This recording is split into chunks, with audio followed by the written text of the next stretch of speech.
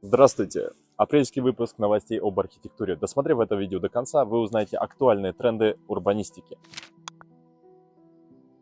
Market Cube — светящийся городской магнит на Тайване. MVRDV спроектировали футуристический многоуровневый рынок, который объединяет в себе культуру, отдых и шопинг. Вместо хаотичных уличных базаров архитекторы предложили современный вертикальный хаб с фудкортами, выставками, концертами и даже аграрной террасой на крыше. Архитектурная концепция основана на вертикальном размещении функций. Похоже на проект коворкинга Expo Pavilion 2.0. Ключевая фишка — открытые эскалаторы, извивающиеся по фасаду, превращая движение людей в городской спектакль. Светящиеся панели, цветовые зоны и интерактивные экраны помогают посетителям легко ориентироваться. Визуально это прозрачный светящийся куб с открытыми эскалаторами, создающими динамический эффект городского театра. Благодаря гибкому дизайну здание сможет адаптироваться к будущим изменениям, оставаясь центром жизни города. Проект интересно объединяет традиционные рыночные форматы с современными архитектурными формами, но его успех будет зависеть от того, насколько он гармонично впишется в социальную среду города.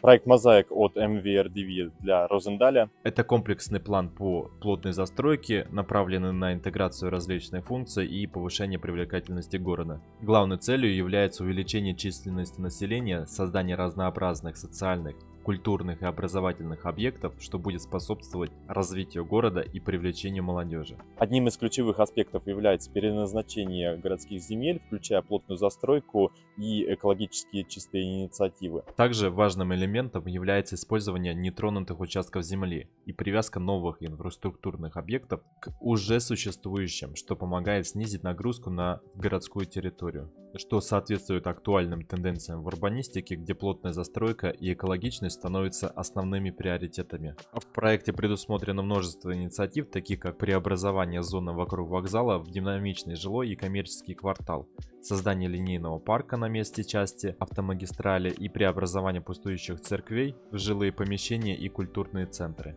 Эти инициативы добавляют гибкости в планировку города, обеспечивая комфорт и разнообразие для жителей разных возрастов. Преобразование барселонских трех труб в медиахаб. Пример успешной адаптивной реставрации бывшей электростанции. Сохраняя три культовые трубы, пространство интегрируется в современный городской контекст. Новые архитектурные элементы, такие как центральный двор и дополнительные модули, создают баланс между индустриальным прошлым и цифровым будущим. Проект расширения системы общественного транспорта Austin Light Rail. Главный акцент сделан на людях с особым вниманием к созданию общественных пространств и многофункциональной связности. Подход к проектированию не только инфраструктуры, но и городской среды, отражающий индивидуальные особенности каждого района. Архитектурный концепт включает 15 станций на протяжении 16 километров с улучшением велопешеходных путей, новыми деревьями для создания тени и мостом через озеро. Каждый элемент проекта соответствует конкретному окружению, что делает его уникальным и гармоничным в контексте города. Также, конечно же, акцент на устойчивости и экологичности, включение зеленых улиц и общественных зон под деревьями, что создает комфортные условия для жителей и путешественников. А еще идея интеграции с другими видами транспорта, что укрепляет концепцию мультимодальной связности. Проект сочетает транспортные инициативы с улучшением городской среды и общественных пространств, способствующих социальной активности и устойчивому развитию города. Будущее городов. Каким должен быть идеальный город? Для одних это 15-минутный город, где все важные услуги доступны в пределах короткой поездки. Для других это компактные города, пешеходные улицы или устойчивая мобильность. Ключевые концепции, формирующие урбанистику 21 века. Первое. 15-минутный город, который предлагает удобную доступность всех необходимых объектов в пределах четверти часа. Например, Милан активно внедряет этот подход и развивая общественный транспорт. Новая линия метро М4 позволила связать аэропорт с центром всего за 12 минут. Smart Growth ориентирован на разумное развитие, сочетая экономический рост с сохранением окружающей среды. К примеру, в Портленде, который в США, реализована система компактных районов с удобной транспортной инфраструктурой. Компактный город минимизирует расширение границ застройки, делая ставку на плотную и функциональную застройку. Яркий пример — это Сингапур или Токио с развитой сетью транспорта и многослойным использованием городского пространства. Также пешеходный город — это концепция, где все находится в шаговой доступности. В пример можно привести Копенгаген, где после запуска метро Ситиринген 75% населения теперь передвигается пешком, на велосипеде или на общественном транспорте. Также есть концепция город-сад, который интегрирует жилую застройку с зелеными зонами, снижая зависимость от крупных мегаполисов. Например, Лечверт в Великобритании, основанный еще в 1903 году. И устойчивый город, адаптирующийся к климатическим вызовам. Известнейший пример — это Роттердам, расположенный ниже уровня моря, который стал мировым лидером в управлении водными ресурсами и развитии защитной инфраструктуры. Что говорить, у них даже аэропорт построен на дне высушенного озера. Будущее городов за разумным планированием, экотранспортом и устойчивой средой, где комфорт и функциональность соединяются в единое целое. Фотографии новой столицы Египта. Амбициозный проект, построенный в 45 километрах от Каира, где размещается правительство, президентский дворец и крупнейшая в Африке мечеть. Город, конечно, впечатляет масштабами, но не предназначен для пешеходов. Центральная ось тянется на километры, а площадь и здания выглядят величественно, но пустынно. Архитектура сочетает неофараонический стиль, брутализм и футуризм, создавая мощное, но отстраненное пространство. Самые знаковые объекты — Iconic Tower, самое высокое здание Африки, парламент и роскошные министерства. Однако проект критикует за элитарность. Пока Каир страдает от перенаселенности, новая столица кажется скорее символом власти, чем городом для людей. В глобальном контексте можно сравнить с Бразилией в Бразилии и Канберрой в Австралии, столицами, построенными с нуля. Однако в случае Египта политический подтекст играет важную роль. Перенос столицы подальше от массовых протестов, которые часто проходят в центре Каира, может рассматриваться как способ усиления контроля над государственным аппаратом. Фильм «Урбанизм» 2011 года от режиссера Габриэла Ляби о урбанизации и развитии городов. В фильме исследуется, как города решают проблемы урбанизации, роста городов, перенаселенности. Я рекомендую посмотреть этот фильм, несмотря на его возраст, для понимания урбанистики, о разумном планировании городов, чтобы узнать известные градостроительные ошибки, послушать значимых фигур в градопланировании и архитектуре. Например, Энрике Пеньялоса, который стал мэром Боготы, столицы Колумбии, в конце 90-х годов. Вы представляете, что такое Колумбия в конце 90-х? Это 5 лет все еще страна отходила от действий террориста Пабло Эскобара. Город со множеством проблем, что уж там до урбанистики, но несмотря на это, Пеньялоса добился таких значимых результатов в планировании транспорта и устойчивого развития города, что это послужило толчком для дальнейших изменений, примером для других стран. In our constitution, there are many rights. The right to housing, the right to education, the right to health, but I don't find the right to park. I don't see any constitution which includes the right to park. So if you ask me where you should park, the mayor can tell them. It's almost as if you ask me where you should put your food or your clothes. This is not a government problem. После ухода Пеньялоса город постепенно в течение 15 лет приходил в упадок, что снова потребовалась помощь толкового мэра и урбаниста. В 2016 году он снова стал мэром, продолжив политику грамотной урбанизации города. Также интервью с Оскаром Немейером, который на тот момент еще был жив. Уникальная возможность послушать икону латиноамериканской архитектуры. Архитектор Норман Фостер, значимое лицо в современной архитектуре и урбанистике. В общем, посмотрите, если вы хотите разбираться больше в урбанистике. As an architect, if you're not an optimist, you're not going to be able to survive professionally. So you have a belief in the future.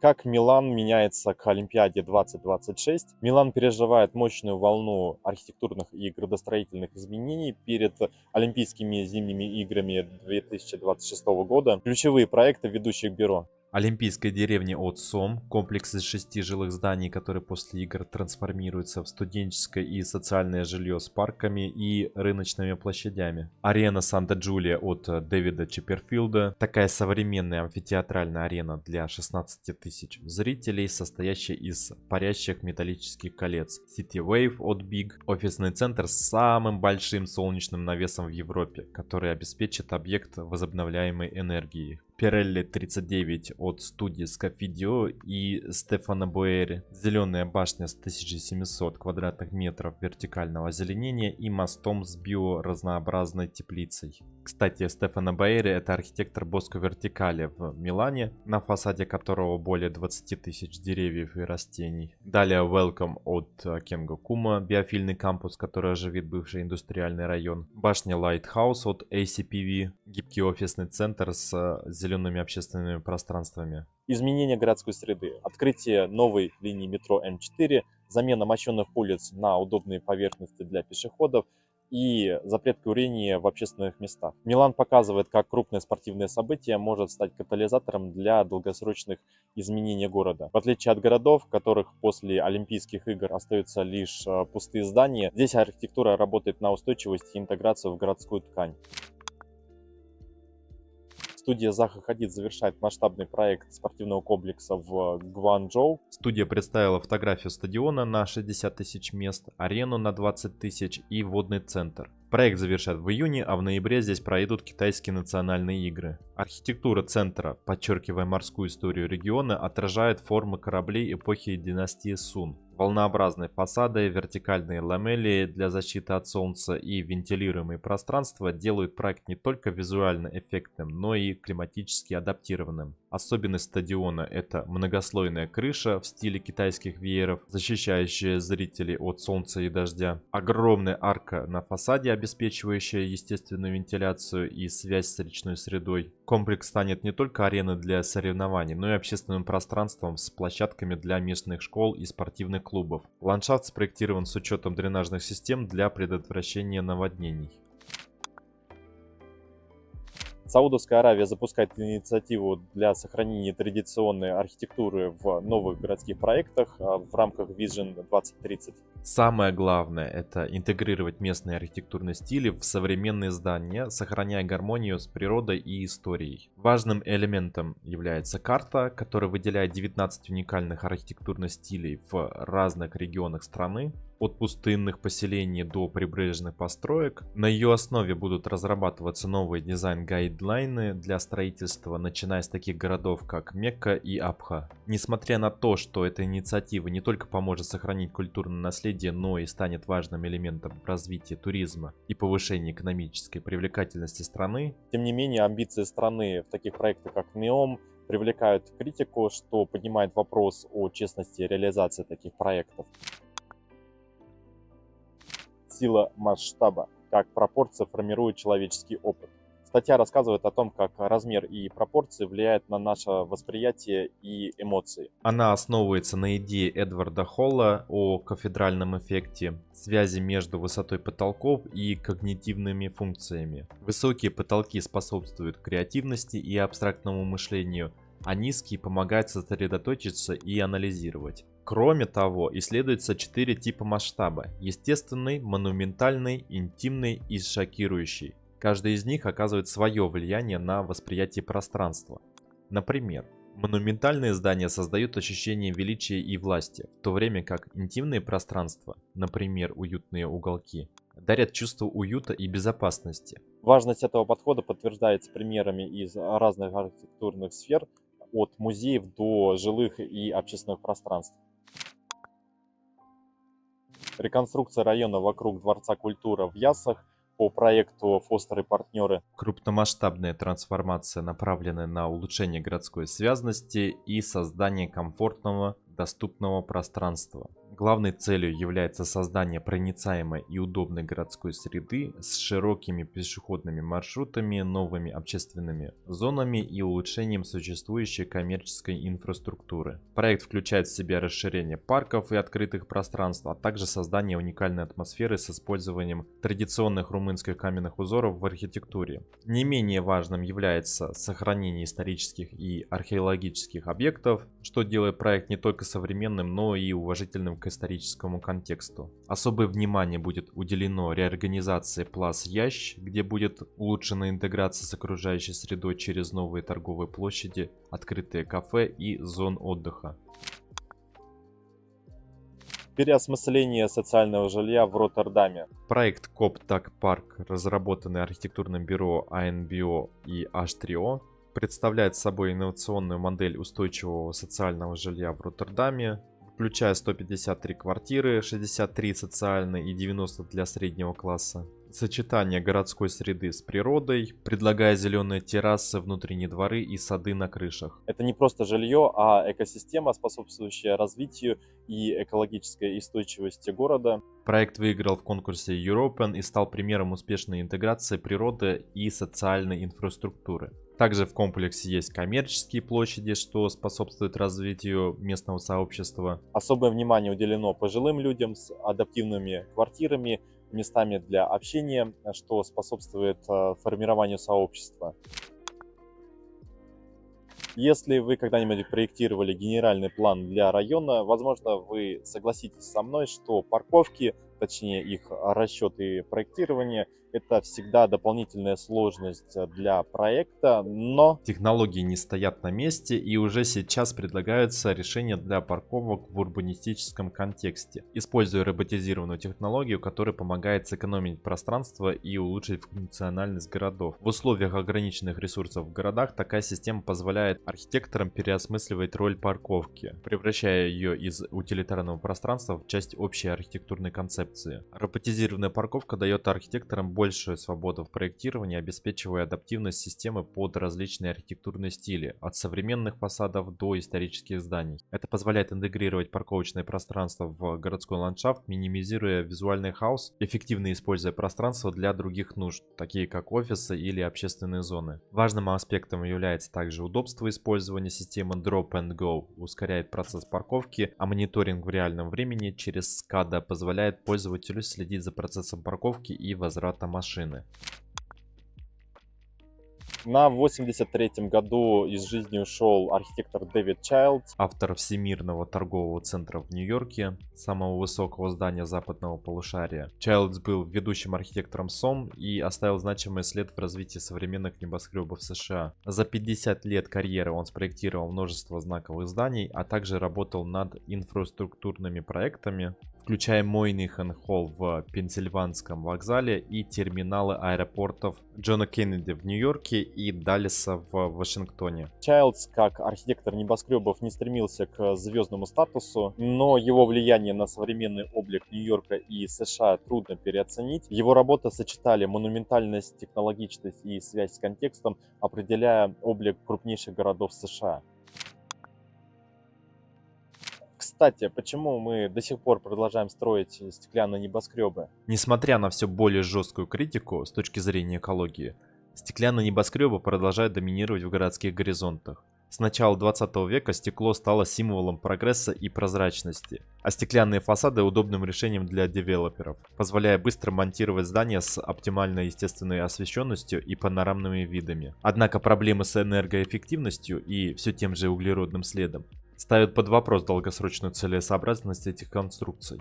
Стекло ассоциируется с прогрессом, но на практике летом здание перегревается, зимой теряет тепло, требует огромных затрат на кондиционирование.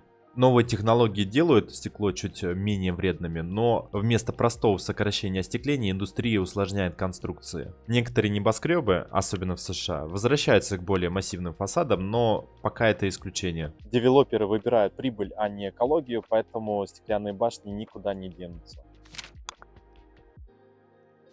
Унстудия завершает небоскреб в Дубае с фасадом из керамических ребер. Wassel Tower высотой 302 метра станет новой архитектурной достопримечательностью города. Его изогнутая форма вдохновлена классическим принципом контрапост, а фасад с керамическими ребрами снижает тепловую нагрузку и создает динамичный облик. Башня включает офисы, апартаменты, отель и зеленые террасы. Архитектурное бюро Ревери завершает проект небоскреба Баттерфляй в Ванкувере, сочетающий современные решения с исторической церковью начала 20 века. Здание высотой 178 метров стало третьим по высоте в городе. Уникальные фасады с цилиндрическими формами и белыми бетонными панелями, вдохновленными облаками, обеспечивают отличные термические и акустические характеристики. Проект Butterfly олицетворяет современный подход к архитектурной интеграции, сочетая инновации с сохранением исторического наследия. Компания Westbank, разработавшая башню Butterfly, также отвечает за несколько других небоскребов в Ванкувере, включая Vancouver House компании Big и небоскреб японского архитектора Кенго Кумы. А как вам такая интеграция с историческим зданием? Напишите об этом в комментариях.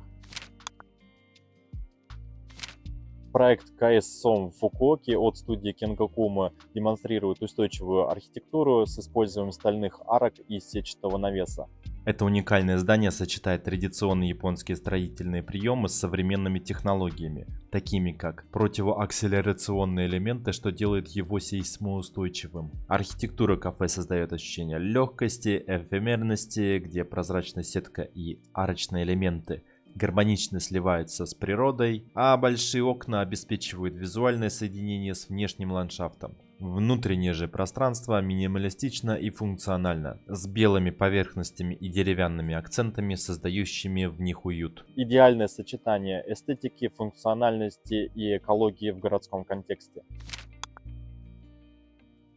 Также мастер органической архитектуры Кенгокума представил проект музея на Тайване, который буквально сливается с природой. Проект расположен на пересечении главного городского зеленого коридора и плотной городской застройки, что делает его важным звеном между природой и урбанизмом. Вместо привычного здания Кума создал холм, покрытый растительностью.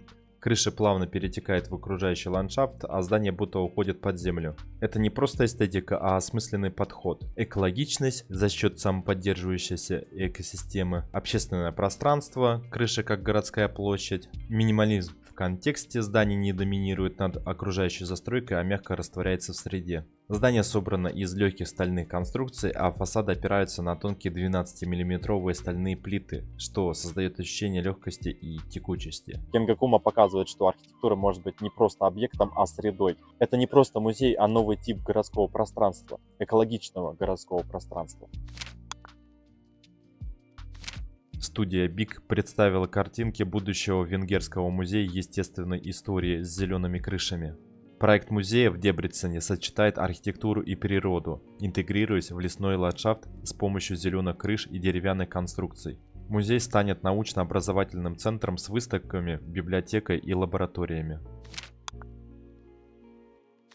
Студия Enlit Architects создала музей, интегрированный в бывший карьер. Здание с учетом ландшафта. Со стороны карьера его высота снижена, минимизируя визуальное воздействие. Внутри экспозиции. VR-студия, зона раскопок. Проект придерживается принципов устойчивого строительства, используя гибридные конструкции и геотермальные источники. Этот проект как пример экологичного музейного дизайна, но вопрос в том, насколько выразителен сам архитектурный образ или он уступает концепции. С этого года архитектурная комиссия Сеула может отклонять проекты, которые похожи на уже существующие здания, и ускорять одобрение уникальных проектов. Основное внимание уделяется коммерческой застройке. Идея возникла после заявления мэра о необходимости создания уникального городского облика. Кстати, подобные инициативы уже действуют, например, в Сингапуре. А еще в Сеуле старые дренажные каналы превратили в культурный объект. Проект не новый, но свежая статья. В ходе работ по предотвращению наводнений были обнаружены тоннели начала 20 века. В 2022 году один из них, 92-метровый, открыли для публики. 5 участков тоннеля отличаются по форме и технике строительства, отражая эволюцию городского развития. Самый старый 1899 года кирпично-каменный свод под железной дорогой. На поверхности появились две треугольные башни, одна с лифтом и вентиляцией, другая с видеозалом, где можно увидеть кадры раскопок. Вместо привычного музея пространство тишины и истории, позволяющие ощутить связь города с его скрытым прошлым. Проект показывает, как техническая инфраструктура может стать частью культурного наследия города, меняя представление о городском пространстве. Создание нового подхода в планировании города. В статье рассказывается важность сохранения культурного и исторического наследия в условиях городской застройки и роста. Автор подчеркивает, что часто рост городов сопровождается угрозой утраты уникальности местных сообществ, что особенно важно для исторических районов с низкими ценами на жилье и высоким уровнем аренды. Placekeeping — это противоположность концепции placemaking. Вместо того, чтобы создавать новые пространства, она фокусируется на сохранении существующих культурных, исторических и природных элементов, которые составляют уникальность места. Примером успешного применения этой концепции являются проекты, где местные власти и дизайнеры сосредотачиваются на интеграции истории и культуры в новые городские пространства. Процесс placekeeping важен не только для сохранения физического пространства, но и для восстановления утраченных социальных связей и памяти в сообществах. Это позволяет не просто создавать новые города, а строить их таким образом, чтобы они поддерживали и уважали свои исторические и культурные корни. Критика в адрес политической роли в развитии Осло. Архитектор Геррит Мозебах критикует влияние политиков и девелоперов на городскую застройку Осло. Он поднимает вопросы о том, как тесные связи между политиками и девелоперами ухудшают городской ландшафт. Утверждает, что из-за таких связей принимаются решения, игнорирующие мнение профессионалов и общественные интересы. Проекты, направленные на уплотнение застройки, не учитывают последствия для местных жителей и могут усугубить проблему джентрификации и социального неравенства. Особое внимание уделяется недостаточному учету социальных аспектов в градостроительстве. Новые проекты не решают важные проблемы, такие как преступность, а лишь создают новые потоки миграции в районы с высокой плотностью населения. Он призывает к более независимому и справедливому подходу в планировании, где мнение местных жителей будет учтено, а городское развитие будет нацелено на улучшение качества жизни для всех. Архитектурные конкурсы как инструмент долгосрочного городского планирования. Статья поднимает вопрос стратегического городского планирования на примере конкурса Fingerplan 2.0, посвященного обновлению известного плана пальцев Копенгагена, который действует с 1947 года. Основная идея в том, что такие конкурсы позволяют выработать долгосрочное видение, основанное не на точечных разрозненных застройках, а на целостной стратегии развития городских территорий. Организация подобных конкурсов не только генерирует новые урбанистические идеи, но и привлекает внимание общественности и политиков к необходимости системного подхода. Также пример проекта Берлин-Бранденбург 2070, посвященный будущему Большого Берлина. Автор считает, что пора обновить генеральный план Осло 1929 года к его столетию до версии 2.0. Переосмысление генплана столицы с учетом современных вызовов. Различные городские структуры могут потерять свою уникальность из-за неосмысленной застройки. В частности, затрагивается проблема района Осло, который подвергся фрагментарному развитию без единой концепции. Новый подход к застройке. Обсуждается актуальная тема урбанистического роста с предложением строительства новых городов наряду с улучшением старых. Приводится пример Daybreak в Юте, проект, который преобразил заброшенную территорию на месте бывшего рудника в успешное и удобное сообщество с жильем, транспортом и инфраструктурой. Ключевые аспекты, необходимые для продуманного строительства новых городов.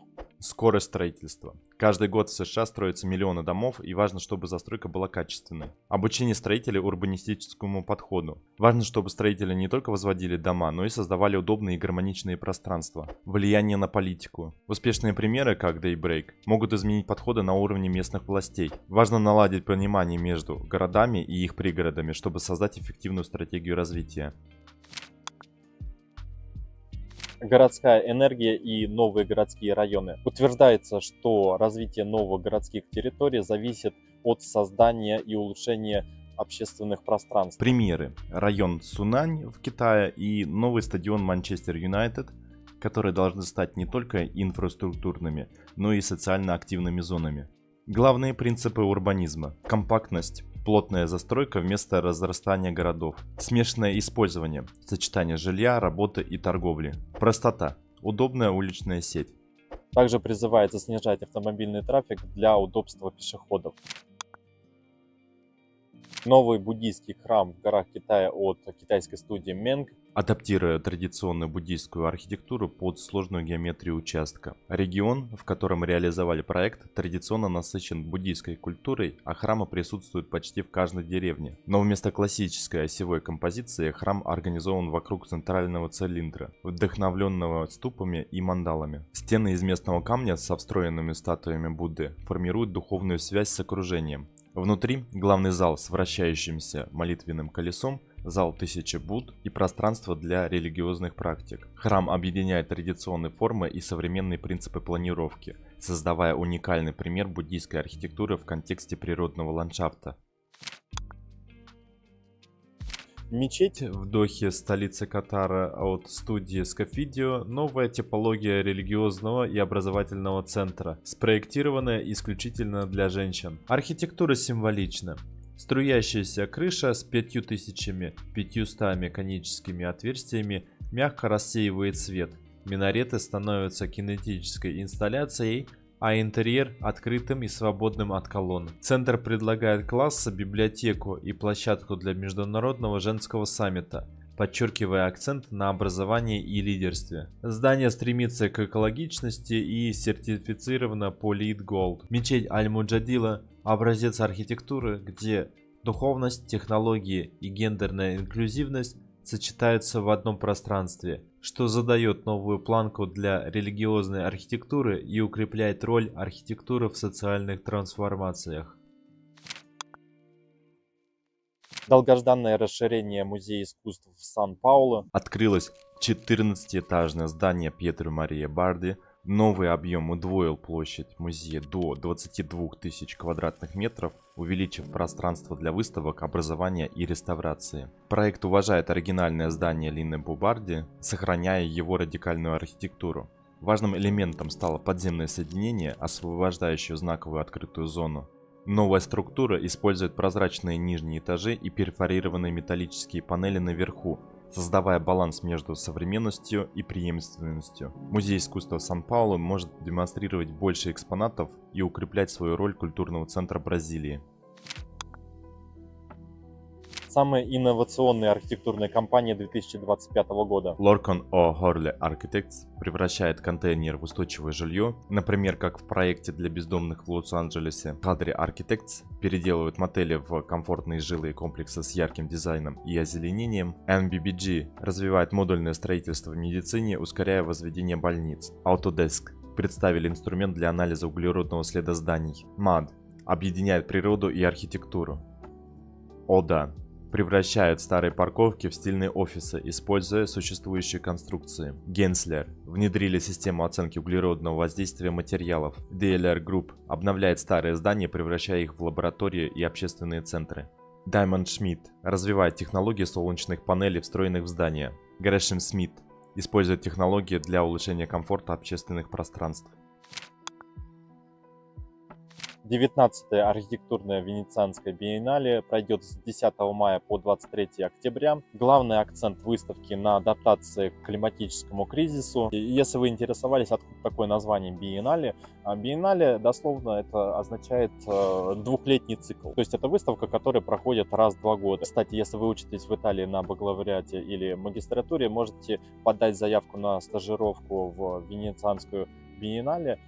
Заявки принимаются до 27 апреля. Принимается по одной заявке. Поспешите, если хотите, если вы студент в Италии, или посоветуйте своим знакомым. Рассмотрим часть павильонов. Например, Павильон ОАЭ исследует, как архитектура помогает продовольственной безопасности в засушливых регионах. В центре внимания традиционные фермы, теплицы и инновационные методы выращивания. Выставка продемонстрирует, как дизайн может формировать устойчивые экосистемы. Финский павильон переосмысливает архитектуру архитектуру как процесс сотрудничества, включая вклад инженеров, строителей и реставраторов. Павильон Aalto 1956 года используется как пример долгосрочного сохранения зданий, в отличие от современных построек, быстро уходящих под снос. Проект поднимает вопросы авторства, ответственности и устойчивости в архитектуре. Исландский павильон исследует возможность использования лавы в строительстве как альтернативу традиционным материалам, что снижает экологический след, устраняя необходимость добычи ресурсов. Идея вписывается в исландскую традицию использования природной энергии.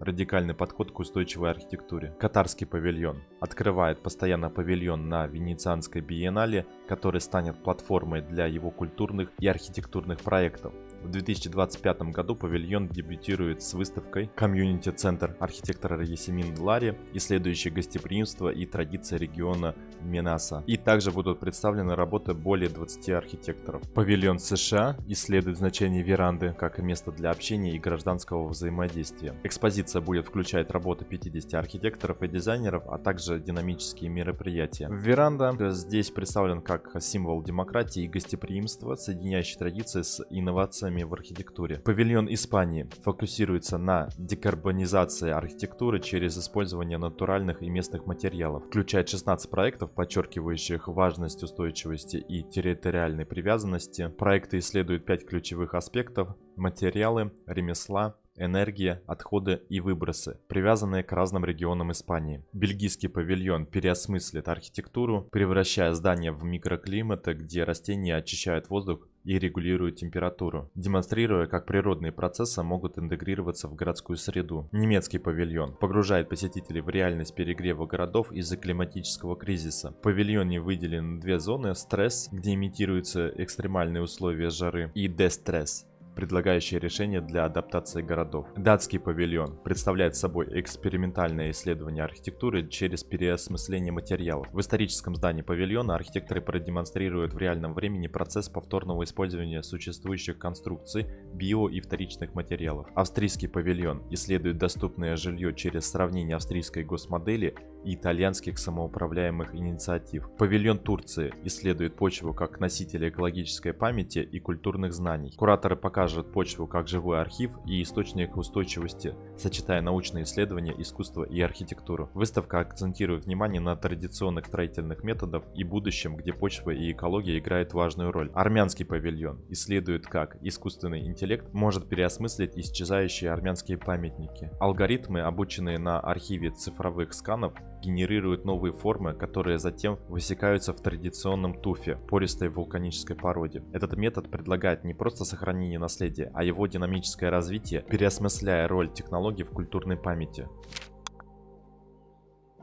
Кстати, говоря о Турции и армянских церквях, вспомнил город Карс, в котором тоже расположена армянская церковь. Точнее, это теперь мечеть без минаретов, кстати. Карс — это потрясающий небольшой тихий город с огромной просто крепостью, которую видно со всех сторон, с сохранившимися многими дореволюционными русскими зданиями. Известен своими сырами, медом и молоком. При случае я бы рекомендовал вам съездить и туда, если будете в Турции. И на этом на сегодня все. Как видите, снова вечер, я тут стою промокший, замерзший, с мокрыми бумажками, но надеюсь, вам было интересно то, что я рассказываю. Если есть какое-то мнение, что-то вы хотели бы рассказать, обязательно пишите в комментариях. Я пойду убегать от собаки. Всем до скорых встреч, увидимся в новых видео.